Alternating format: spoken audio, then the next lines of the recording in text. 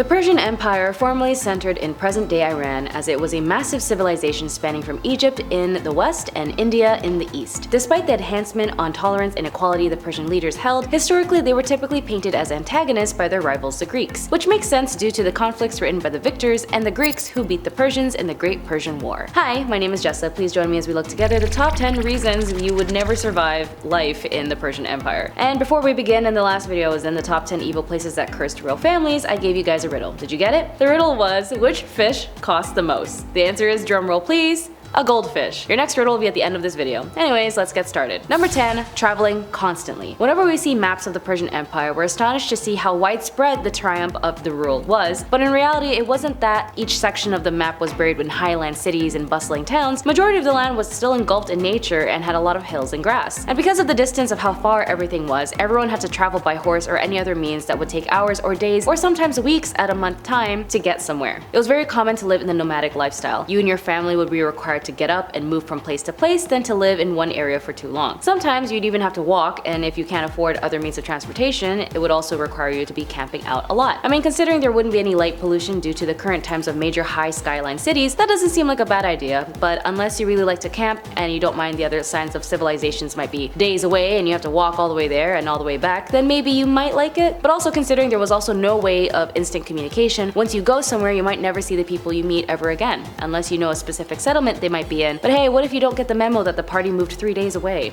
Would you still go? I wouldn't. Number 9. Social life. Although the Greeks tend to mask the Persian Empire as a ruthless, horrible civilization as they were told to kidnap and enslave people, the irony was it was the complete opposite with the Persians. Ordinary folks or peasants lived and worked a rather ordinary life. The empire, however, ended up suffering a lot of issues when it came to later leadership, as it was faced with conspiracy theories and conspiracies in general, assassinations, and revolts by the people who were burdened by heavy taxes. When Darius' son, the king of the Persian Empire, Xerxes, took over, the empire declined as he depleted the royal treasury with his unsuccessful campaign to invade Greece, and continued even more so with his irresponsible spending. Because of his invasion of Greece, the propaganda used by the Greeks on the Persians is why they have such a bad rap. In some cases, the historians like to point out that it might have been the Greeks to have to justify the wars that they would wage on with the Persians through their writing. And when the empire fell, women's status fell with it, and they were considered second-class citizens. Women who typically had equal rights to men could no longer travel without a male consort or permission, and could not own or conduct their own businesses, and they were no longer able to be free to choose their own mate, whereas in the Persian Empire they were able to do so. Persian women did not simply accept this attack on their rights, however, and they joined with their men in resisting the oppression of the occupying forces. Society started to break down. The people below the upper class started organizing riots and revolts against their rulers, as well the decrease in scientific advancements caused their weapon production and safety to diminish. Number 8. Crime and punishment. In truth, the Persian Empire believed injustice had a strict rule and were careful about sentencing someone for a crime. They did not believe someone should be executed for their first offense, and that an individual's good deeds were also weighed in. However, if you did commit a crime and were found guilty, you should suffer and pay for it. It was the suffering and extremism that worked as a means to stop people from committing a crime. Justice was not always swift because of all the safeguards or things in place to make sure you were found guilty without a doubt. However, they did come up with some of the most brutal and pretty much imaginative punishments, and it was a long and painful and just really out there type of punishment. Number 7. Don't lie. If you're caught lying, you might lose your life. In a society where lying was regarded as a crime for which the miscreant uttered falsehoods could be put to death, punishments was equated with interrogation and torment itself would be following suit. They would do in means of extracting information, truthful information, and processing leading to death. Herodotus was a Greek philosopher during the Persian Empire, where he became known for his detailed account on the war between Greece and Persia. Herodotus wrote that most disgraceful act was a lie, and lying in the Persian realms was often a capital crime, punishable by death. The Persians created numerous means of tormenting those convicted of crimes and those suspected of them in ghastly and gruesome methods. Lying was but one of many capital crimes, and there were several penalties for all of them. There was also penalties for lesser crimes, and those caught and committed would still be marked to be made identifiable. Number 6. Don't try stealing. Thieves and armstrong robbers were liable to have their hands amputated. Feet were amputated as well for several crimes, and those convicted of falling liars had their ears cut off. Some were blinded with needles, which were used to pierce their eyes, and not only robbers but beggars were subject to having their hands cut off by order of the local magistrate. They were also subjected to whipping, called stripping, with each blow of the whip counting as one stripe. Punishments of up to 10,000 stripes were ordered, indicating that they had to be carried out over a period of many days, as no human could survive so many blows as one punishment, nor could one individual deal them out. So far, no lying, no stealing.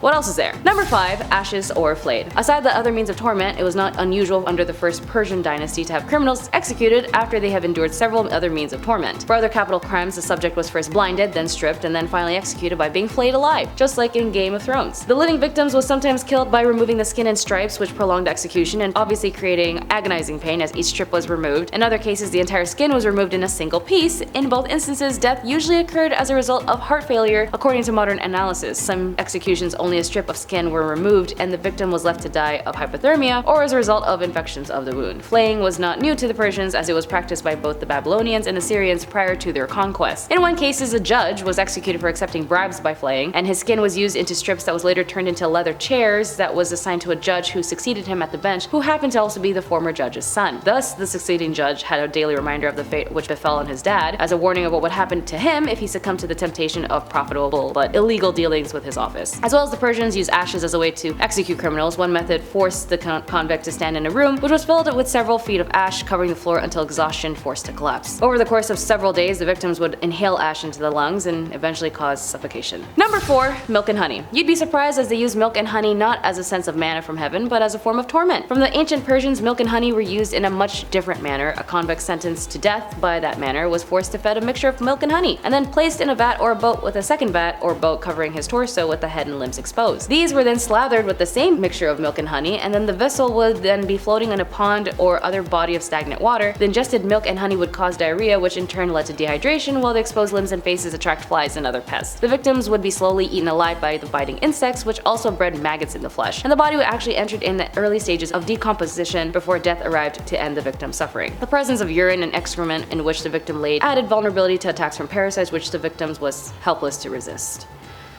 Ugh. Number 3. Buried alive. Burying victims alive, head down in the ground, was reported by the Greek man I mentioned earlier as having occurred during Xerxes' campaign in Greece. Persian magistrates ordered 9 Greek boys and 9 Greek girls in the town of Thrace for his torment. The executions were evidently for religious purposes rather than the punishments of crimes. Herodotus was also reported similar execution of a dozen Persian noblemen by the order of the king Cambyses. In his account of execution, Herodotus cites that it was ordered for no apparent reason at all, and is an indication of the king's reported insanity, which was supported by other anecdotal references. Herodotus also reported the act of execution by burying the victims alive as a religious ceremony ordered by queens, as one queen apparently ordered the burial of 14 children of Persian nobility, buried head down while still alive as a sign of her gratitude for the gods of the earth granting her a long life. Other than the reports of Herodotus, there are no supporting documentations of burying the living as a form of execution for either criminal justice or religious ceremonial purposes. Whether events recorded by Herodotus actually took place, he provided no sources in dispute of the scholars despite widespread claims of their authenticity. So it may not have actually happened. Number 2. Rebelling equals executions. Under Darius and other rulers of the Persian Empire, rebellious subjects were first marked so that they could be clearly identified and then placed in a position where they would endure public humiliation and pain as they gradually died. The way that they were marked would probably make you a little squeamish, because they would be marked by slicing off their nose or their ears, or maybe both. Some were also blinded, and they were also led to the streets of the city which they resided, and they were chained to the gates which marked the entrance of the residence of the magistrate or other government official which held sway over the city. Some serious offenders were also sent to the king, where they endured the same fate. Chained to the gates was a form of torment, literally to death. Subjects loyal to the king were expected to express the loyalty by adding to the torment suffering by adding more torments to the chained prisoners physically and emotionally. Often this meant giving the prisoners food and water, since nourishment would lengthen their period of suffering, and then the same member of the public who offered water would also add to the suffering with kicks or slicing the skin and beating them with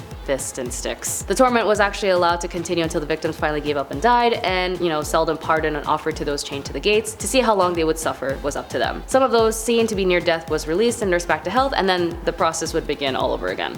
That's messed up. Number 1. Stoning. Stoning is an ancient form of execution frequently mentioned in numerous texts and is still practiced today. In the Bible, the victim is killed by being pelted with thrown stones. In Persia, heavy stones were used in other ways to execute victims, both as part of interrogation and as execution after conviction of a crime. In one method, heavy stones were placed on the victim's torso with additional weight added over a period of time until the pressure was too great for the muscle of the body to resist and the breath was literally squeezed out of the victim, which was another form they did during the Salem witch trials, which you can see in the Salem witch trial videos I covered as well. In top 10 10 messed up things you never knew about the Salem witch trials. Another method was simply bashing in the heads of people using heavy stones, a matter of execution reserved to the lowest level of society. I mean, the ancient Persian Empire seems like a pretty intense place to be in. If you're gonna mess up and you were caught messing up, the punishment seems so extreme from something as lying. What if you wanted to surprise someone? Would they even know what sarcasm is? Probably not. By the way, it was a civilization that gave equal rights to women, abolished slavery, and if they did consider to have slaves, they were actually highly paid and were basically employed. Their religion and belief structures were actually very welcoming, and so is their other structures that were based on the idea of life. Anyways, that's the end of the video, and for your next riddle, it's a math one. If you multiply this number by any other number,